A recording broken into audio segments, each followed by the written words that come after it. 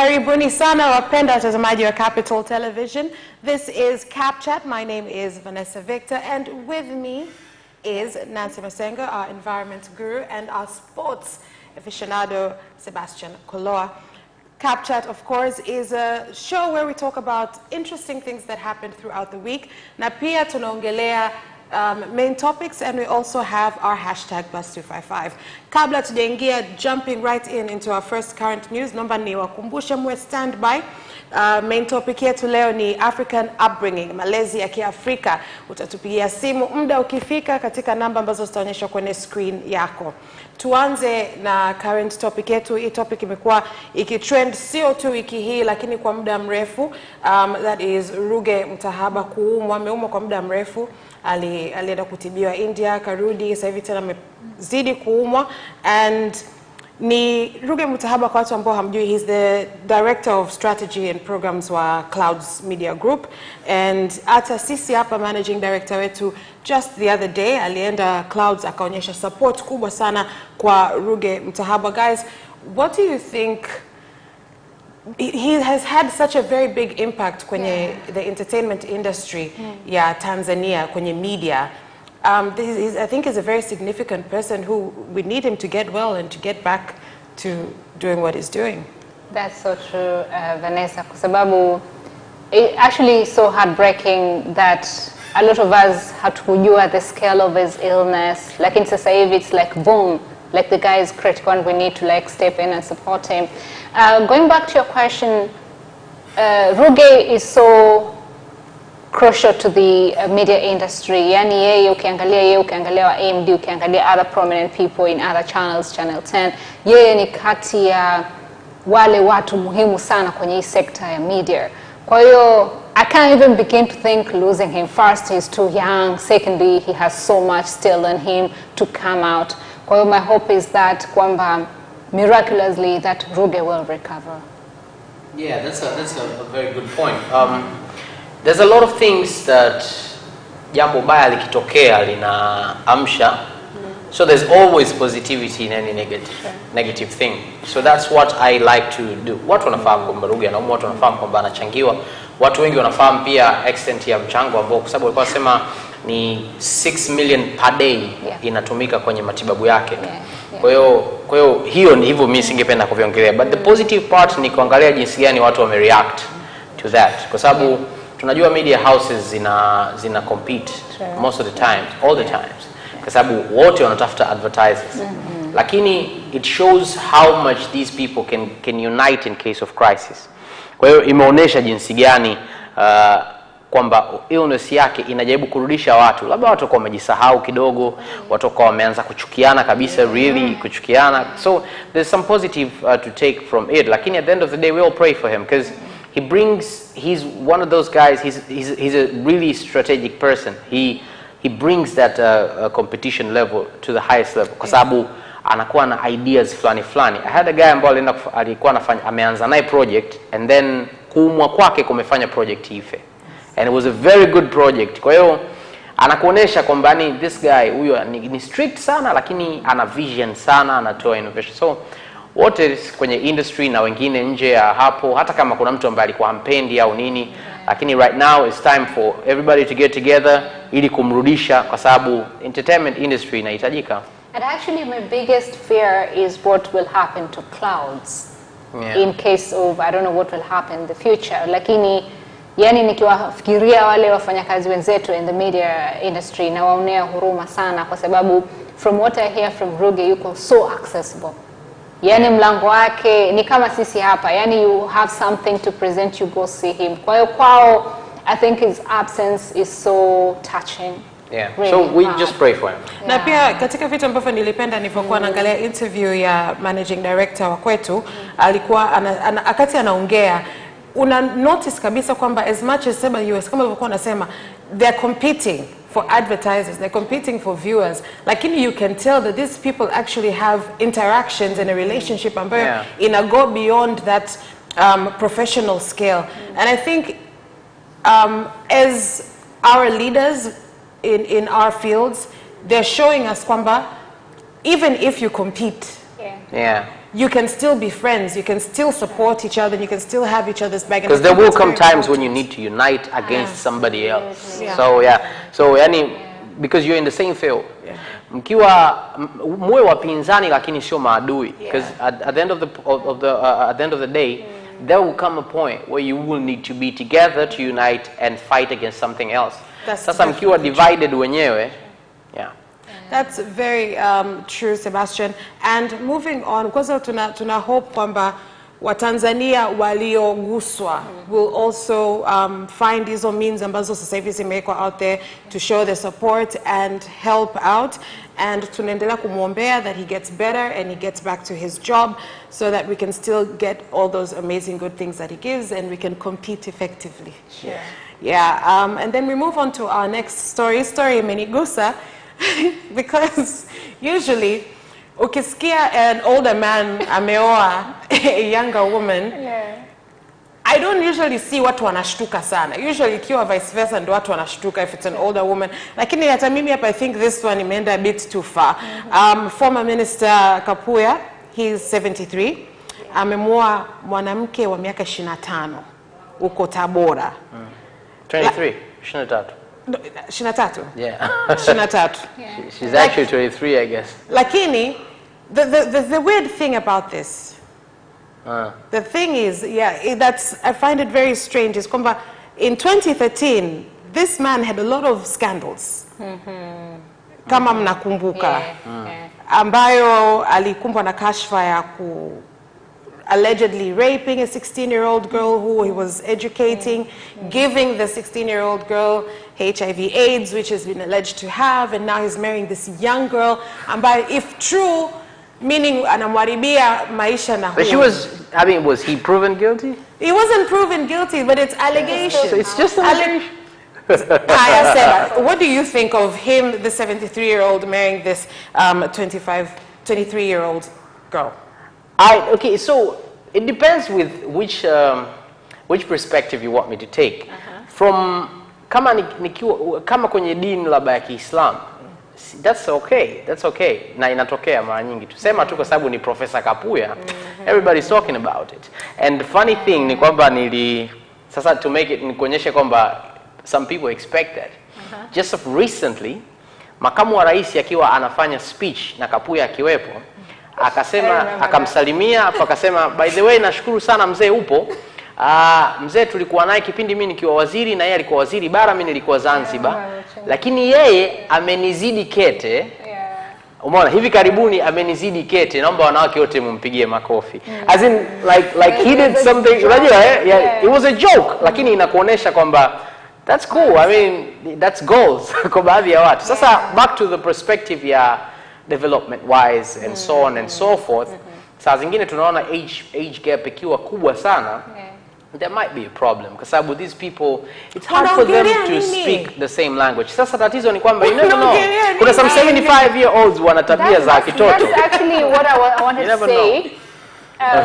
When you look at the age difference, kuna wakati mwingine unakuta ndio mwanaume ni ameenda kidogo kiumri, but he's so handsome.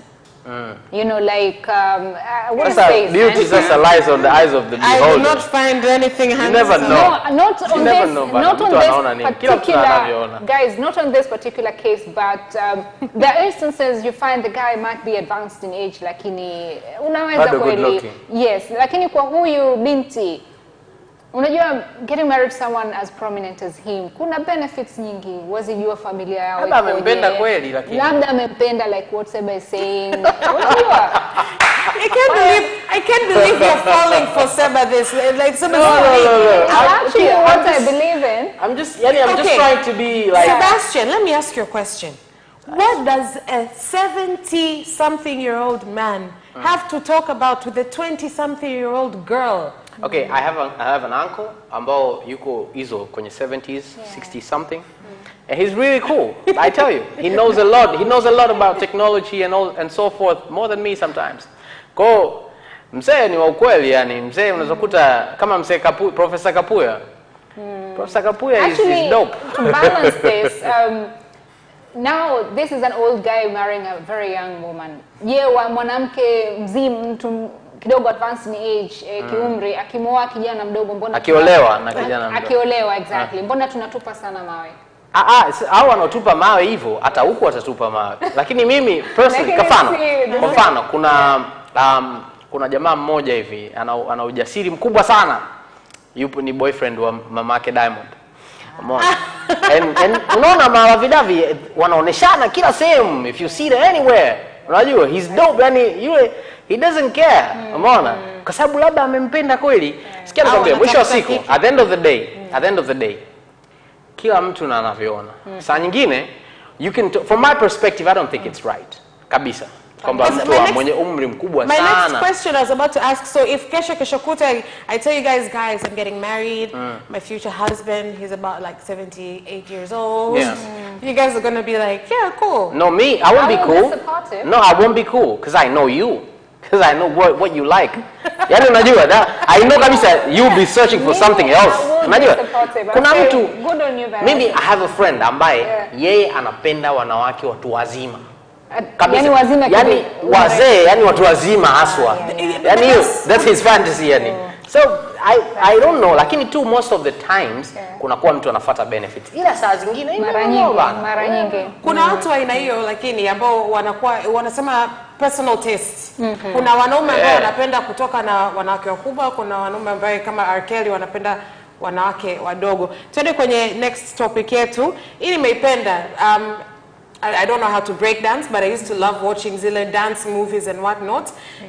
This style of dancing imekuwa proposed kuingia kwenye the Olympics, and the Olympics committee is actually seriously considering this. Guys, do you think hii inaweza kaingia kwenye Olympics na ikawa taken seriously? Nadhani inapaswa kwa sababu ukiangalia break dancing, ukienda kwenye the history of African American, wao ndo walianzisha mambo yote ya break dancing. Sisi huko Africa, I think it filtered later. Kwa hiyo I think it's part of culture, and if they want to actually enlist it to be one of the games in the Olympics, I think it's fantastic kwa sababu wana celebrate pia African American heritage. Kwa hiyo mimi kwangu nadhani ni kitu kizuri. Like in Olympics is not about the being American, it's a global thing, and African American heritage should be recognized as part of the global thing. So I don't see me personally, being a sports guy, I don't think it should be there. Why not? Because that's entertainment. You see, there's sports and there's entertainment. Entertainment should just be entertainment. There should be competitions, breakdancing competitions. Lakini Olympics, kwa mfano. Unajua the Olympics zinapochezwa, zinakuwa on the ground, pale ndani, indoor na outdoors, lakini zaidi indoors, ndio? Imagine our athletes wanavotoka na our breakdancers wanavotoka. Just imagine that image. Yani I don't see it as breakdancing pia wao wanafanya competition. Wanafanya lakini sio sports. Yani inakuwa ni entertainment. Lakini if that's the case, let's look at gymnastics. Gymnastics sawa kuna the different types of competitions within the gymnastics. Lakini kuna ile ambayo it's they do the floor competition. Ambayo they also bring in dance moves into that. They don't bring dance moves. They sort of like ballet. Sort of like ballet. Sikia, kwenye break dancing saa nyingine kuna gymnastics, but kwenye gymnastics hakuna dance. Kuna ballet. That's not ballet. That's yani ile ambao wanakuwa skiing, ile skiing. No, not skiing. No, kwenye gymnastics ile the floor routines wanazofanya sema. Lakini sikia nikwambie bwana wewe. Angalia how athletic those are. Okay, sometimes break dancing wanaingizaga gymnastics na nini kuruka sakasi and all that. But it's still dancing. You see, it's not a sport. Inaweza kuwekwa, I don't know. But there's ice skating, which is in the Olympics. Well, ice skating, you can actually see some sort of like dance moves. Synchronized moves. Simple. Lakini that's not break dancing. Yani music inapigwa mtu ana dance nini? No. My only concern with this is kwamba waki approve break dancing, then what's next? Exactly. What else will they approve? Mimi, I know the history of the Olympics. The Olympics ni michuano ambayo ni aina yake. Because it goes back to history ya kipindi cha Roman Empire, empires and all that, unajua. So it means kwenye Olympics kuna atakayeshinda ni taifa kubwa. Mfano China na Marekani wanagombana, yani wanashindana kwa ajili ya that kind of, unajua, power. The prestige. Yeah, so breakdancing is not as serious as these sports taking a look. Watu mpaka wanatumia dawa za kuongeza nguvu ili kucheza Olympics. Sasa ikiletwa breakdancing, man. Me, I'm in for breakdancing. But I think the Olympics. Not as a sport. An argument can be made for both sides, and we'll leave it to them. Let's see if they actually do approve it. Can we play for this? Like if it goes through? It won't go through. Not now. On to our next story. This fashion icon, Karl Lagerfeld, amefariki. He had cancer and he died at 85, ripe old age. Ameishi a very long life. The part I found very interesting is his cat is the one who is set to inherit over 150 million of his fortune. His cat. 150 million. First of all, how is that cat going to access the money? The cat has to have a guardian. That guardian is going to be blowing that money on himself. That's possible, yeah. Does this make sense to you? This is that white people. It's white people saying, like you're saying, Vanessa, and they're like, if we'd left the money to a cat charity, I would understand. Like places where they look for stray cats, I would understand. Lakini pesa yote anataka arithi huyu paka. Sioni logic behind it.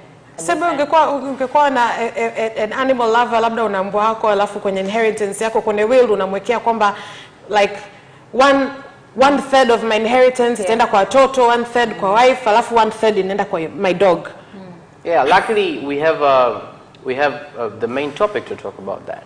African upbringing. Si hatuwezi kulea paka. Paka anatakiwa awekwe kwa ajili ya panya, sio kwa ajili ya kukaa na kupewa inheritance. Lakini I don't think it's a white people thing. I think it's a fashion people thing. I don't, with all due respect, I don't think, I think fashion people wanaendaga extra mile flani mpaka they become a little bit crazy. Yani, in a good way. Yani, when you see them, I like seeing them. I wouldn't like to be one of them, but I like how they are. Wanahitaji kuwa hivyo, sijui kwa nini. Kwa sababu nafikiri ni tense, wanafanya kazi nyingi sana kwa muda mfupi na nini. They meet a lot of celebrities, so they have seen it all, they've done it all. So at the end of the day, they decide that maybe sometimes people are not worth it. Unajua wanakuwa na hivyo notion vyao. So mimi naonaga tu fashion people are a bit different. Have you seen the movie The Devil Wears Prada? Yes. Afu mimi nilirudia siku moja nafikiri kabla hajafariki. So nilivyosikia tu nikasema The Devil Wears Prada. So it's something like that. Lakini kwa mtu kama mama yangu ambao ni spiritual, atakwambia hayo ni mapepo tu.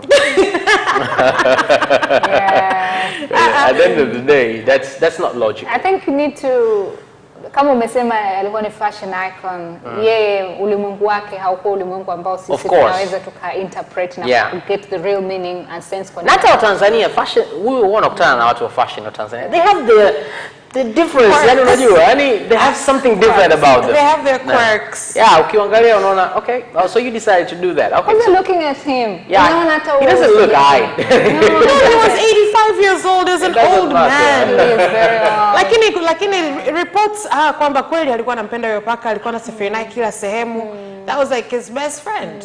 Sawa, ni wazungu na ni watu wa fashion. And it's German. Germans are paka mwenye mzuri, kazuri kanaonekana.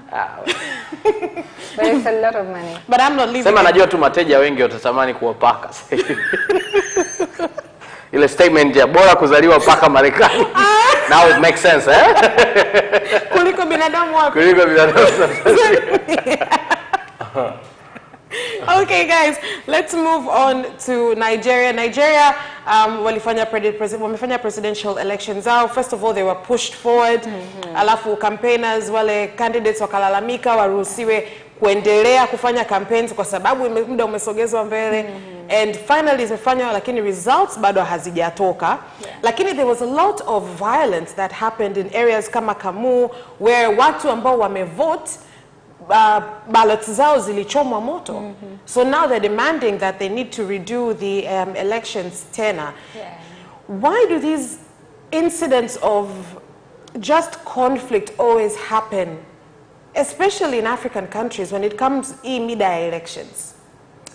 I think it's people's sense of injustice done to them. Kwa sababu nadhani Afrika, mataifa mengi Afrika hamna ile respect for the law and for electoral commission regulations. Kwa hiyo watu wanafanya wanavyojisikia. Yaani mtu anaona kwamba it's my right to play this thing the way I want. Total disregard jinsi vile electoral commission is supposed to run things. Kwa hiyo naona kabisa hata Nigeria something like that can possibly happen.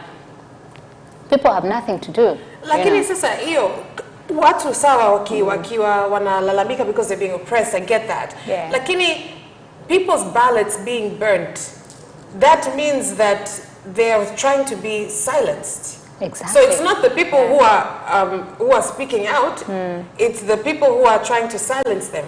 And you know, for ballot papers to actually be burnt, inaonekana kwamba kuna system ambayo ina support that. Huwezi tu ukaenda to a polling station ukaanza kuban votes. Haiwezekani. Yani there's definitely a system that allows these things to go on. Lakini the kind of leaders that we have, mfano, before the elections, nimeangalia interview ya president, president, nani, the current president Buhari. Yeah. Akaulizwa mpinzani wako akishinda, utamcongratulate. Akasema hawezi kushinda. You see, yani kwamba he's not a candidate. He's the winner. Unanielewa? Yes. Right. He's the winner before Meaning, yani kwamba he's 100% sure. How can you be 100% sure if people are voting? It means he's already set measures in place to ensure that he's the winner. So that is the first problem. The first problem is that the candidates are not competing. Everyone thinks like he's the winner. Unajua, that is the first problem. Katika hali ya kawaida Marekani, pamoja kitu kinachowatokea sasa hivi mimi personally nakifurahia sana cha Donald Trump, because they thought that they can always be diplomatic and democratic and whatever and get the best people in house. Sasa wamepata mtu mmoja kuonyesha kwamba this is just life and everybody is human. Lakini at the end of the day, angalia baada ya kushinda, nobody liked him. Hata watu, majority of people didn't like him, ni kwa sababu ya system yao.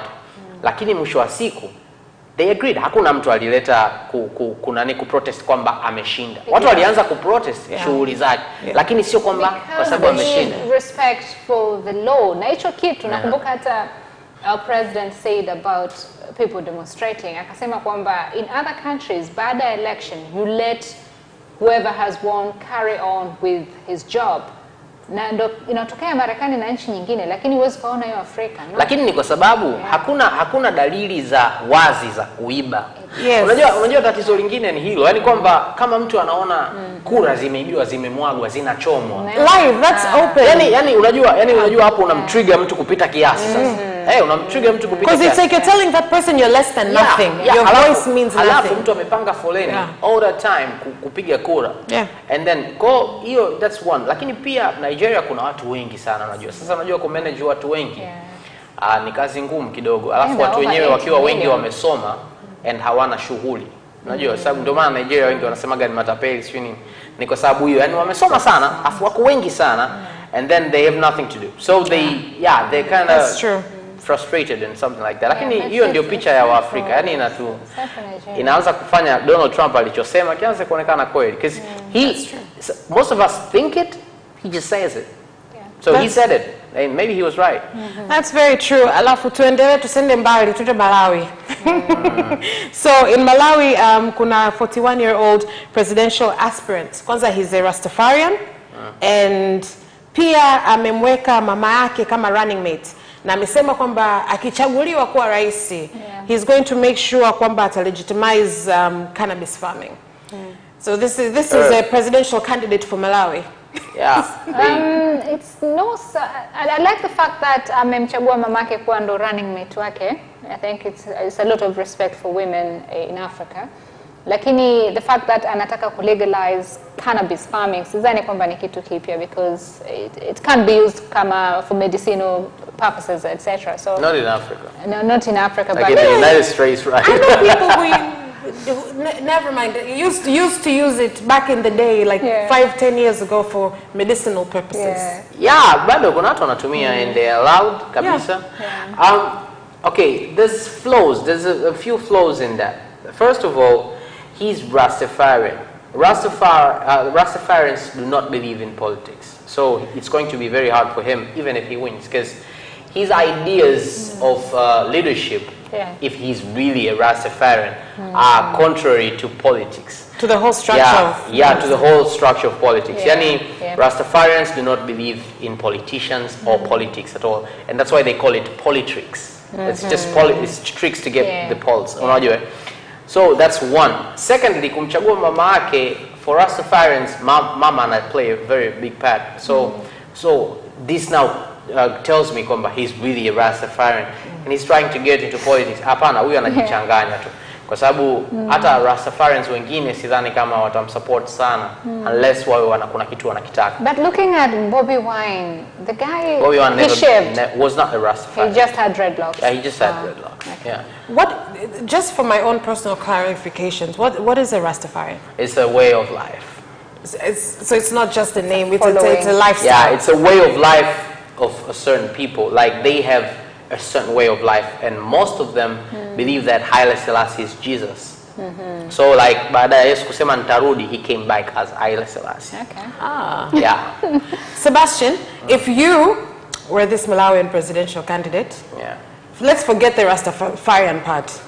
Would you put your mom as your running mate? No. Why? Because she's an African mom. She would try to be the president more than me. Angekuwa anakwambia fanya hivi. Yeah, I'm your mom, so I tell you. So I see guys akwenda. After so unajua when your mom is your mom, yani wezi mwambia mama no. Can you tell your mom no? Kwamba anakosa, amekosea hapo. Labda amekosea namna ya kufikiria. Kwamba I put you here.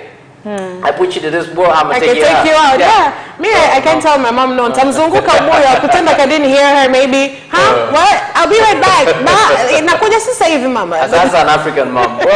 Angekuwa mama wa kizungu. Labda, waga mama wa kizungu we talked about this. I'm not a conversation. The first time I ever told my mom no, nilisikia unasemaje? I was gone. Guys, you're watching CapChat. You're with me, you're with Nancy, you're with Sebastian. Let's go for a very short break and then we'll be right back, and when we get back, that's when mnaweza mkatupigia mkatuambia kuhusu opinion yenu ya malezi ya Kiafrika. Nyie mmelelewaje? Let's go for a break and we'll be back.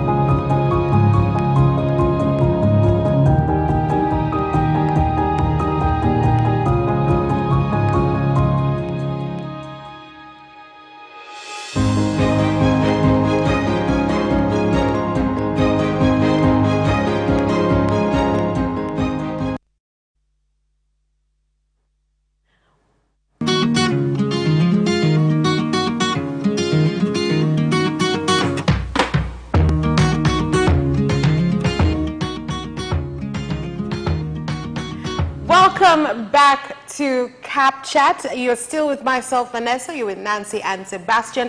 Now, topic leo, our main topic is malezi ya Kiafrika, African upbringing. Tupigie katika namba yetu 0677-333-000, 0677-333-000. Utupe maoni ya kwako au experience yako ya malezi ya Kiafrika. Ulikuwa mazuri, ulikuwa mkanda, ulikuwa mwiko. Tupigie utuambie. Guys, actually I want to start with you, Nancy. The way you were raised, and the way you're raising, are there similarities and are there differences? Yes, there are a lot of similarities kwa sababu I'm very much like my mom and dad. Kwa hiyo, yes, wametulea katika maisha fulani ya kuwa respectful, lakini we had that freedom of expression.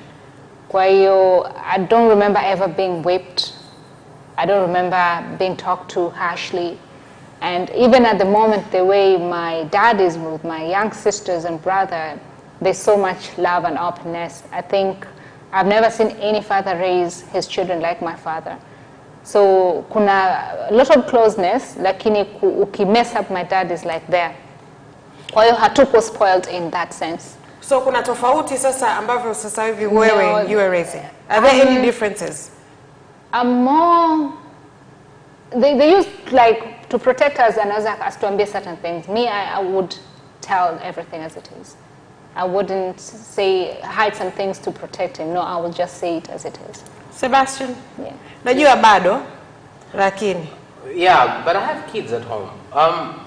The thing is, unajua wengi wetu tumelelewa na wazazi, wengi ambao tumelelewa na wazazi ambao wamesoma, they took some things from the Western civilization and provided it to us. First of all, my idea of civilization is acting accordingly. Yeah. Now, kuna kuwaga na mchanganyiko kati ya Western civilization and civilization. Sure. Western civilization ni civilization ya kizungu. Wakati civilization ni act accordingly. Kwamba ukienda kijijini, uact kama kijijini. Ukienda mjini, uact kama mjini. Yeah. So walichofanya wazazi wetu, wengi wetu ambao wazazi wamesoma, ni kuchanganya Western civilization, taking some things, a few things from the Western civilization, and merge na vitu vya traditional or African culture, wakavimix, wakatutengeneza sisi. Kwa sababu gani wamefanya hivyo? Kwa sababu at the end of the day you're going to be, wewe utakuwa wanakuandaa kuwa mtu ambaye unaweza kumix na watu wa Western civilization na at the same time mix na watu African culture. That being said, ni kwamba African upbringing peke yake, from my point of view, peke yake, yani ikifuatwa kama inavyotakiwa. Mfano huyu anaosema hajapigwa. African upbringing lazima ule viboko bana. Kwa sababu tumefundishwa kwamba viboko, pain makes you remember. Like ukitaka kufanya kitu unakumbuka tu, ai say hivi bado kitu kinauma. Unaelewa? Ndio kama kuna hiyo misemo kama mtoto akililia wembe mpe umkate. Mpe, unajua. So there's a lot, kuna vitu ambavyo vina negative impact na vina positive impact kwenye African upbringing. Ngoja nikupe mfano. Concentration wise. Kujiamini. Confidence wise. Confidence wise, African upbringing saa nyingine inapunguza confidence hasa za wasichana. Kwa mfano kwenye upbringing ya Kiafrika, mtoto wa kiume ndio anaweza kaongezewa confidence. Lakini mtoto wa kike kwanza wageni wakija inabidi awe jikoni. Unaelewa?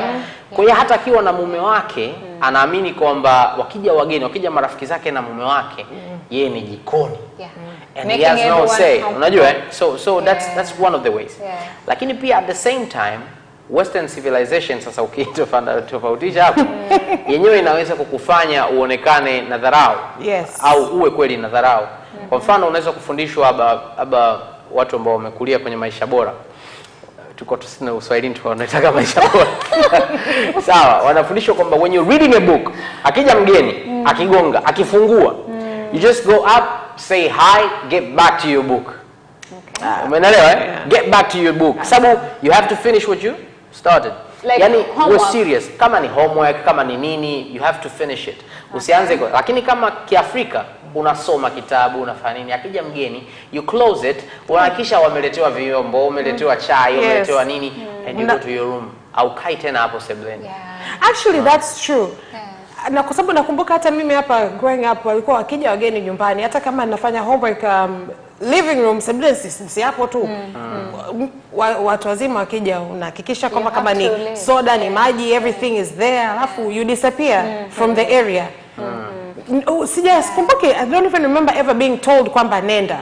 Lakini pia unajua, you asked Nancy something kwamba sasa ile African upbringing ambayo wengi waliipata nyuma, labda sisi na wanyuma yetu, je, sasa hivi inaendelezwa? The answer is kwenye majority aspects ni no, kwa sababu watu wengi wanajaribu kupitiliza kwenye ile western civilization. Sana. Na ubaya wake ni kwamba ina negative impact sana. Unajua hicho kitu, sorry to interrupt Seba, nilikuwa siku moja, I think I'd gone for physio and then I was actually listening to this young kid talking to her father.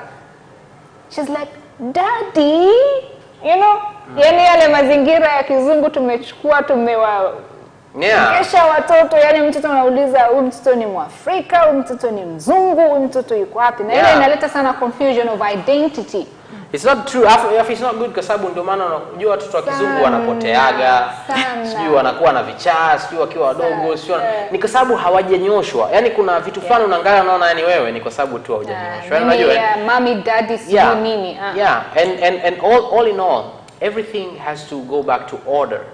Like in anything there has to be order. Absolutely. Ndio maana kukatengenezwa sheria, ndio maana kutengenezwa nini. Sasa imagine kama nyumbani kwako kukiwa hakuna order. That's the beginning of the problem. Issue tu ni pale ambapo order inapitiliza sasa, kwamba baba akipiga honi tu ya kuingia ndani, watu wanaenda kujificha kwenye uvungu, na hiyo inakuwa imezidi. Na inakoga na vitu vya baba.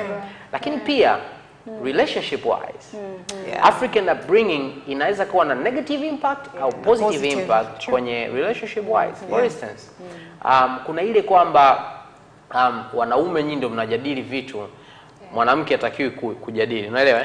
And then kuna the idea of a wife material. Na hii ndio inatutesa sana vijana wanaokaribia kuoa, kwa sababu the idea of a wife material, mimi marafiki zangu wengi na wavulana wengi na wanaume wengi, the idea of a wife material ni mtu fulani, unajua, mama wa nyumbani. Yani kwa kifupi, yani kabisa kwamba mama anayeweza kuwa mama wa nyumbani. That's the ideal wife material. A woman who stays home. Asiwe beautiful, awe so, unajua ile kwamba awe yuko hapo. Logic gani wanatumia hapa sio? Kuna yule ambao, ngoja nikupe mfano wa beautiful. No, ni kweli, hata mimi hizo conversations. Akiwa beautiful ataanza kutamaniwa na watu wengine, sio nini, unajua? Na hataweza kuresist hiyo temptation. Hiyo ni moja. Want a beautiful wife. Anyway, tuendelee. Sasa kwa hiyo ni moja. Sasa beautiful, kama unataka kuniuliza beautiful ni upi? Kuna yule ambaye wewe unamwona mzuri, huyo sio mzuri. Lakini kama marafiki zako wote wanamwona, ukiona mtu unamuuliza, "Oh, you have a new girlfriend." Unamuuliza, "Ni mzuri?" Afa anakuambia, mimi namwona." Huyo sio mzuri. Lakini ukisikia ni mkali, mkali, unajua huyo mzuri.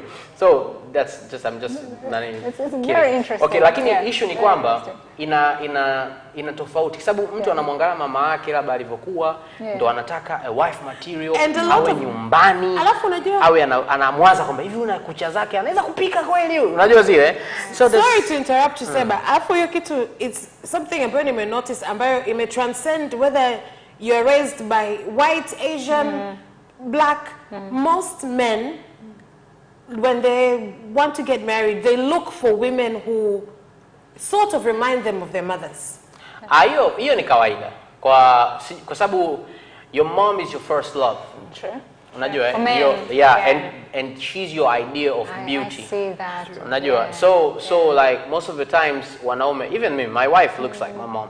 Kwa sababu sijui kwa nini, lakini nafikiri ni kwa sababu toka nimezaliwa na kuwa naona my mom is the most beautiful woman on earth. Unajua, and then inapozidi kuendelea, my idea of beauty. Unajua, idea of beauty mara nyingi inakuwa kutokana na society ulio.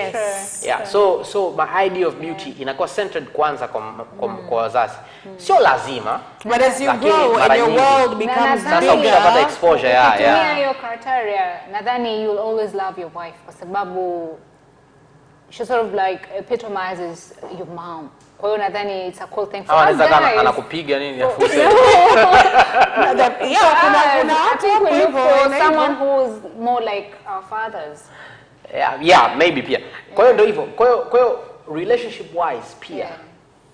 Na ndio maana kwenye upbringing zetu sasa ulipigwa, unaona kwamba nikimpiga mwanangu mimi bwana itakuwa sio fair kwa sababu mimi nilipigwa nikachukia. Bila kujua kwamba sometimes ulivyopigwa ndio maana umefikia hapo ulipofika. Kwa mfano Eddie Griffin used to say my mom, mama yake kwa makeup akasema my mom she had like she beat me out of penitentiary. Like if she didn't beat me that much sasa hivi mimi ningekuwa jela. Unajua kwa sababu na mimi nilikuwa pia mkorofi. Mimi take an example of myself. Mimi sielewi kwa nini baba yangu asingekuwa ananipiga kwa sababu kwa mfano mimi I've always been loud.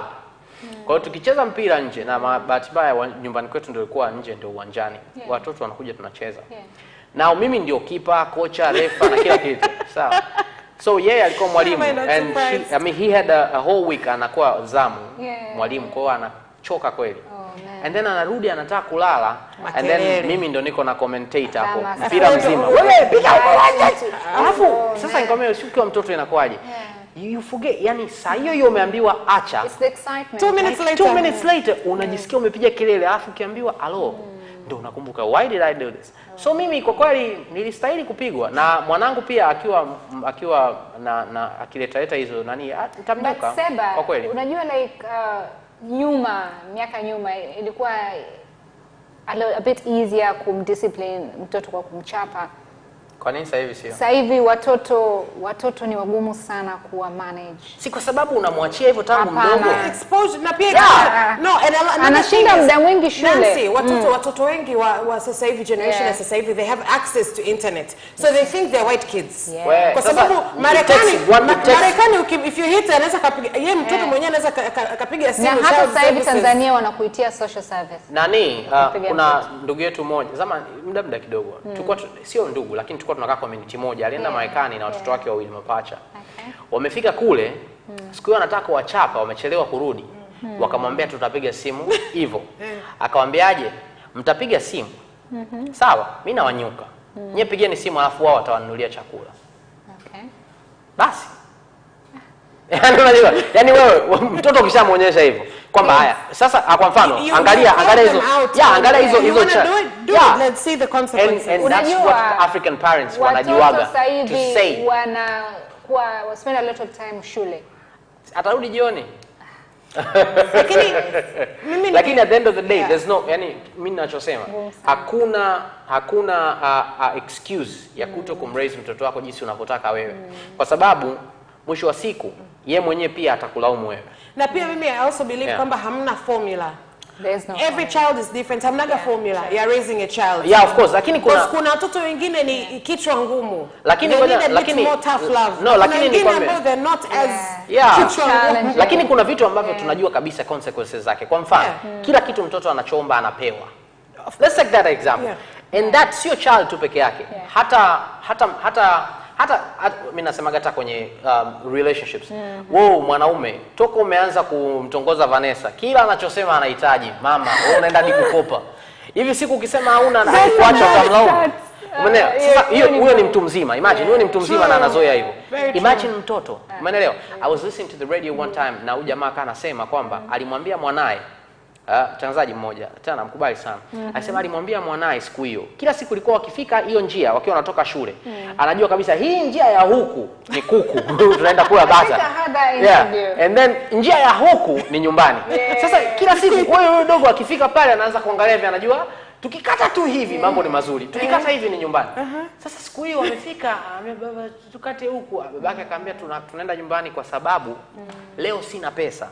Na kutatokea siku ambazo nitakuwa sina pesa.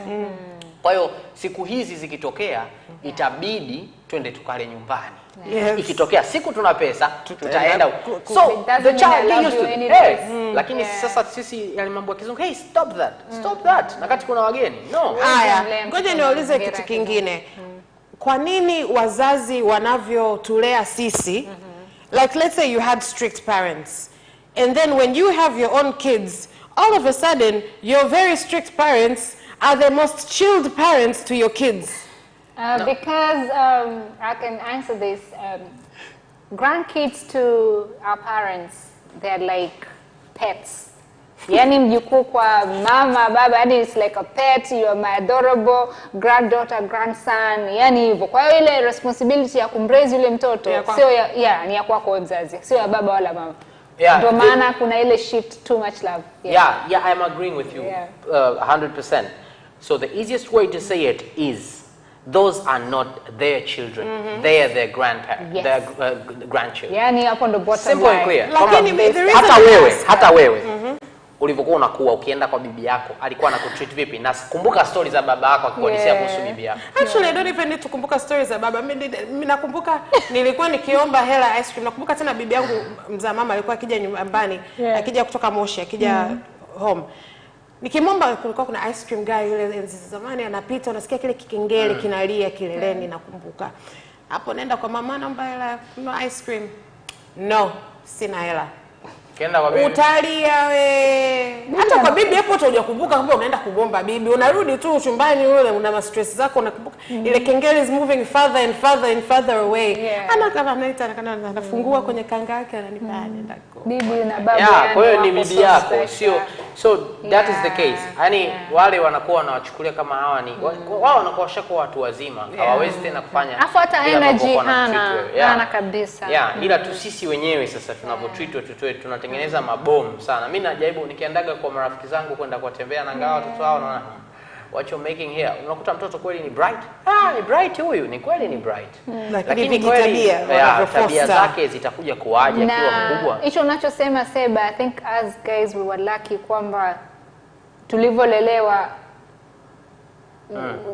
the way we were raised ili tusaidia kwamba tukawa unaweza mtoto anatakiwa akikua aweze kuwa katika ile mazingira ambayo anaweza kaishi na watu wengine. Unajua kama mtoto analelewa katika mazingira ambayo hawezi kuwa, akitoka out of home watu wanamwona like what's up with this kid. Na yeye mwenyewe anajiona hivyo. Anajiona out of water. Yes. Ile topic ambayo I think tunaweza kuiongelea kwa muda mrefu sana, and labda mbeleni tutaitafutia tena muda tuje kuiongelea tena in depth zaidi, lakini kwa sasa let's go for a very short break, alafu tunarudi na #+255.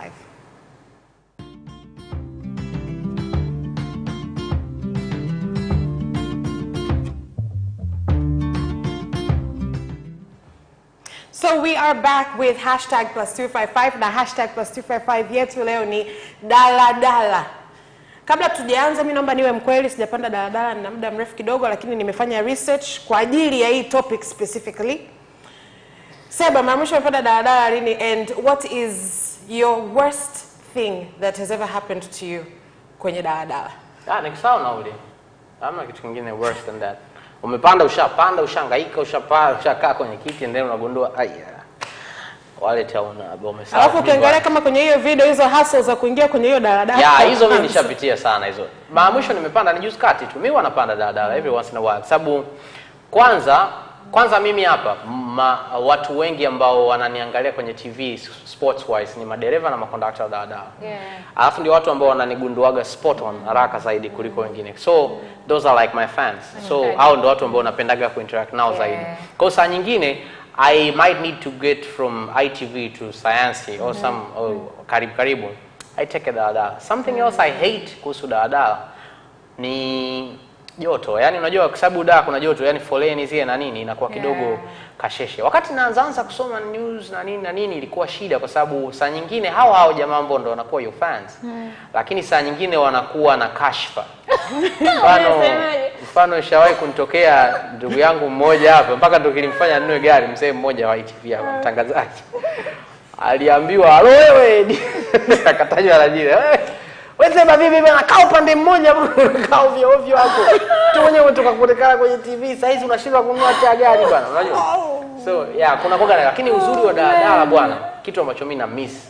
Yaani nafurahiaga nikipanda daladala.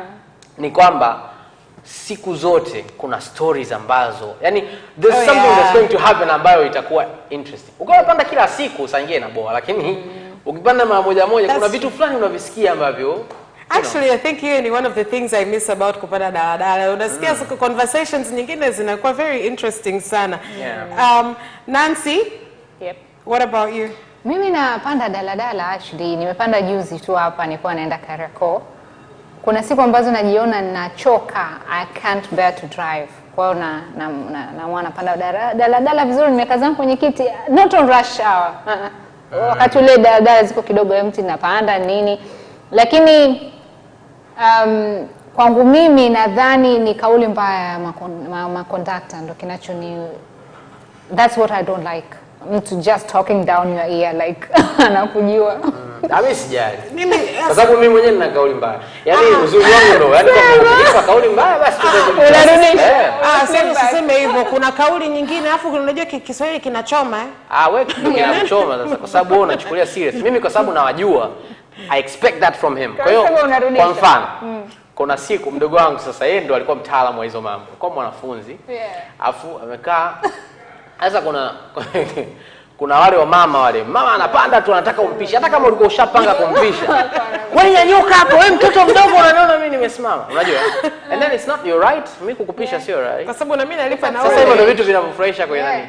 Kwa kama yeye anafanya gaja kipindi hicho kwa lakini ana uniform nini kabisa mwanafunzi. Lakini yeye kulipia yeye anayo. Na by then unakuta anatoka posta amepanda gari labda Red Cross kugeuza nalo ili apate seat. Alafu bado anataka akupishe, wewe unataka kuonesha kidesi. Anakaa anaweka earphones zake. Yaani wewe utaongea mpaka mwenge kipindi hicho kitu ni mwenge. Lakini pia kuna story nyingi ambazo unasikia kuhusu daladala, sio tu kashfa labda maneno ambayo lugha zinatumika. Lakini ukipanda daladala unakutana na watu aina tofauti, and there are some very sick people ambao wanapanda daladala, and especially kwa wanawake vitu ambavyo unasikia labda a man presses upon a woman and tunaita dunga hao. That's the official name. Yeah. You need to go with a needle. Mtu ajaribu kufanya hivyo atashangaa. Sasa kuna ile mmebanana sana wewe hujui. No. I never get in the pack. How do you work? No, nasema okay, naelewa kwa sababu najua daladala likijali najua mpaka hata yani hata kumove an inch huwezi. Lakini still you mpaka anafanya na kuchafua and you don't notice, but hey, anyways, anything is possible. Me, I always stand like make sure I have my perimeters. Wewe umeshasema unataka before rush hour.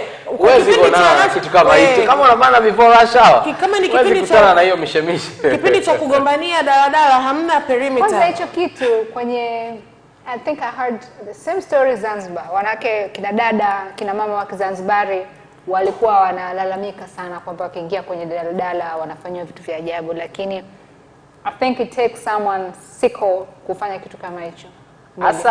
Those people are everywhere. Ni kweli actually wapo everywhere. Kuna wengine na ukimwambia usinegemea kwamba panda taxi.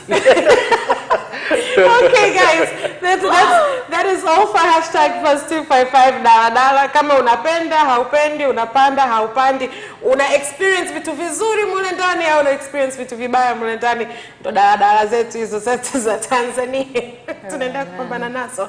Guys, tuende kwenye a very very short break, alafu tunarudi tunacheka kidogo na memes zetu za wiki hii.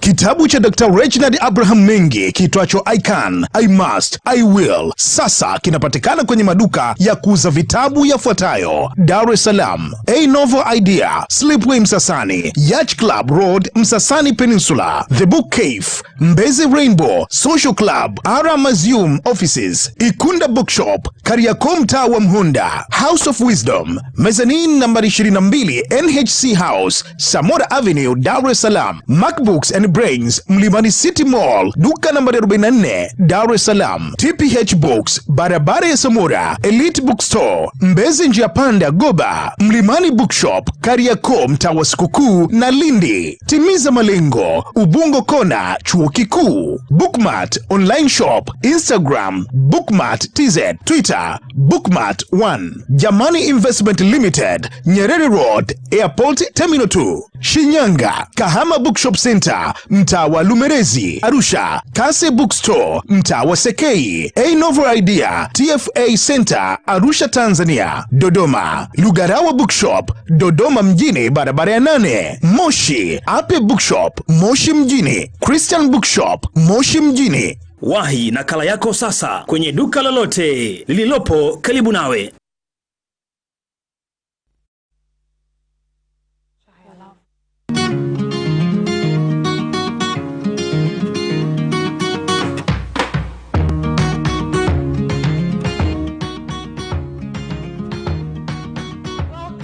Back to CapChat. You're still with myself, Vanessa Victor, Nancy Masengo, as well as Sebastian Koloa. If ndo unatujoin sasa hivi kwenye CapChat, unfortunately ndo tunafunga mambo, tunataka tucheke kidogo, lakini usijali, there's always next time, and still pia unaweza ukakiangalia kipindi hichi chote upya on YouTube on Capitaltvtz. Lakini tuanze kucheka kidogo, tuangalie na meme yetu ya kwanza. Some of these girls' eyebrows these days look like they're sponsored by Nike. This system squeeze beat eyebrows, any easy arches and angles. It's Nike. Nike sign can be extra creativity lazima iharibu. The thing about eyebrows. If you unajua Nike that's harsh, I said. Yes. I can actually see that happen. One of the most difficult things in beauty ni eyebrows. Yeah. Yeah. To get it right. Yani ni yes. Mimi nikiangalia picha nilizokuwa bado mdogo nilivyokuwa nitengeneza eyebrows, I just want to die. Why make them lakini? Si usiache tu. Alafu eyebrows ni kitu ambacho kimeenda so much trend. They went to having eyebrows ziwe nyembamba kama kimstari kimoja, to a bit thicker. Sasa hivi it has to be so thick. Yes. And whatnot. And it's a process and a half. Yeah. Guys, let's move on to our next one.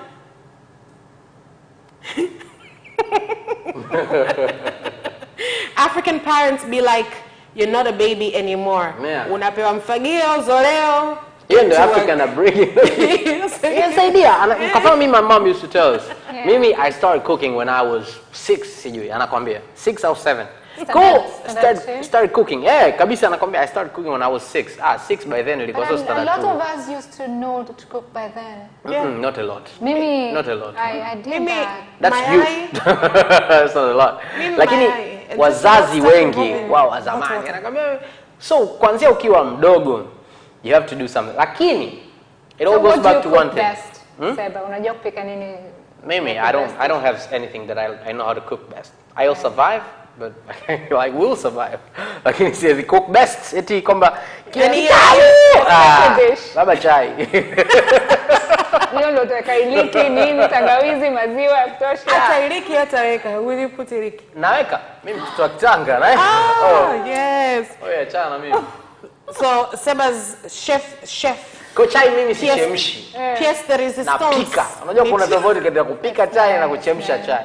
Mimi nachemsha chai kwenye birika afu unaiweka na inapikwa chai. Unaweka mchai nini? Inakorogwa afu inasubiriwa. It sits kidogo. Sasa. Let's go on to the next one. African parents and their daughters, age 13, avoid boys, they are evil. 18, I don't want to see you with any boy. 25, where is your husband? Alifu huyo hata 18 mpaka 25 hapa. Watu wanataka husband. Sio tu tena boyfriend. Husband mzee. Husband. And then African brides pia wanachekesha kitu gani? Kwa mfano kama wewe ni mdogo wake Vanessa. Wewe ukiolewa, hata kama umeolewa na miaka 20, Vanessa has to get married. Yeah. Like si unaona mdogo wako hata kama wewe labda uliolewa bahati mbaya kwamba labda it was yani hamkupanga a plan na nini lakini yani wazazi lazima wamshukie na huyu kwamba wewe unaona mdogo wako hadi anaolewa. Huko for example mpaka ninakuja kuolewa. Hiyo inauma sana and they expect too much. Yaani mdogo wako anazaa kabla yako ameolewa hapo unatutia aibu. And 25 ambapo anakuambia stay away from boys. So you're like, if you want me to have a husband, how on earth am I going to learn about Waga wana switch haraka. Ukianza tu kazi inabidi sasa uelewe. Umemwona fulani mtoto wake amesema. Unaona fulani mtoto wake. Okay, let's look at this last one. Umesikia? Yani sana moms. Yeah. Yani bora hata baba. Me, I'm glad that none of my parents, neither dad or mom. Well, hujapewa African upbringing. They don't. Tumeshafikia kwenye conclusion. Lakini African upbringing. Nimependa hii topic. Kwa sababu it made me think a lot this week. Hiyo na topic ya #255 daladala. I'm going to make an effort kupanda daladala just to re-experience the experience of kupanda daladala. Lakini I'm not making any promises. Our viewers of CapChat, unfortunately, tumefika at the end of CapChat for this particular episode.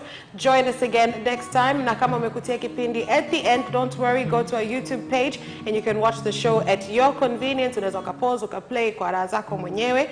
With me has been Sebastian Koloa and Nancy Masengo, as well as on behalf of all our team who you don't see ambao wapo back there working very hard to bring you CapChat. Have a lovely time and keep watching Capital TV.